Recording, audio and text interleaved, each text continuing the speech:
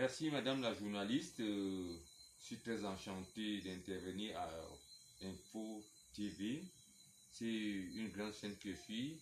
Et j'ai été très surpris que une amie d'enfance, une sœur, lui demande un reportage par rapport à elle. Bien, je vais essayer de vous parler sommairement de Jean-Louis Dianga. J'arrive à Garoua, nous étions en 1978. Son père, trésorier général payeur de la ville, à l'époque c'était encore la province du Nord. Sa mère, Madame Dianga, ma mère, la femme qui m'a ouvert le premier compte, elle travaille à Biao. Et là, nous nous sommes noués d'amitié parce que nous étions dans la même enceinte. Moi, j'étais déjà dans une école de formation. Jeanne faisait quatrième. Mais alors, elle dégageait une très grande personnalité. En quatrième déjà, au lycée, elle avait ce charisme. Elle aimait bien danser.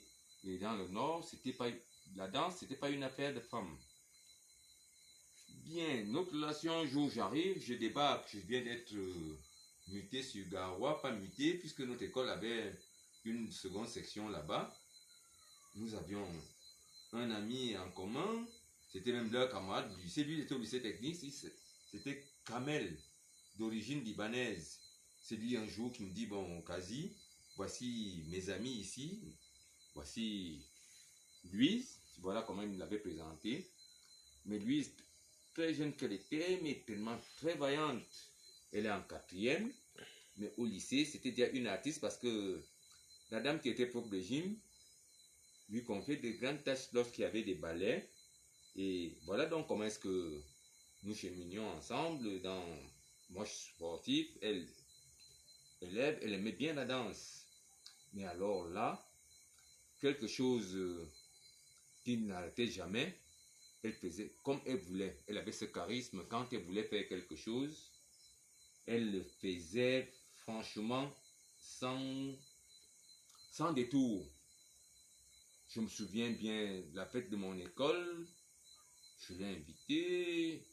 Sa sœur aînée était déjà plus timide qu'elle.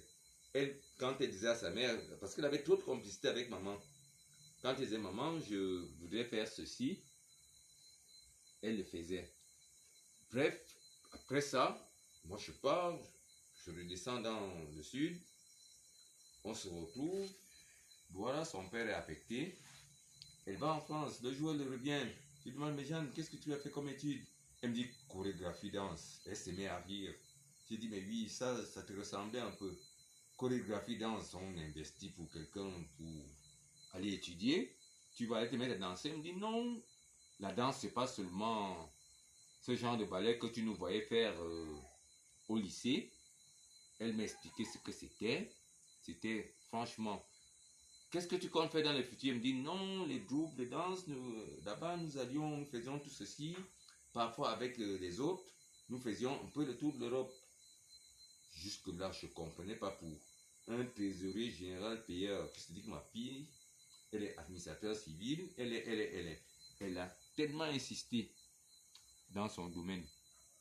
Plus tard, je vois des publications ou certaines éditions, par exemple un livre où c'était le gâteau au foufou, un truc de ce genre.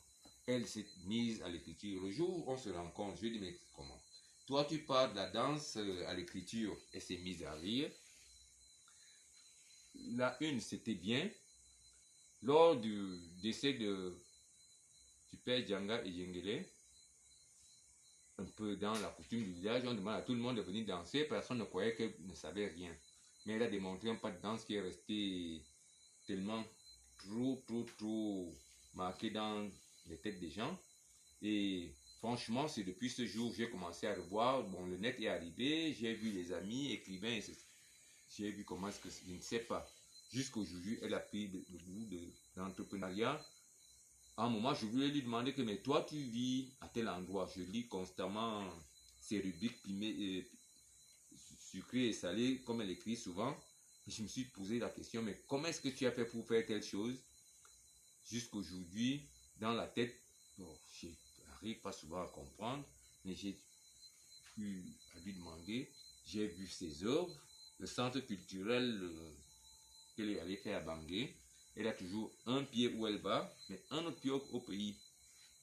Je me dis que c'est franchement une très grande battante.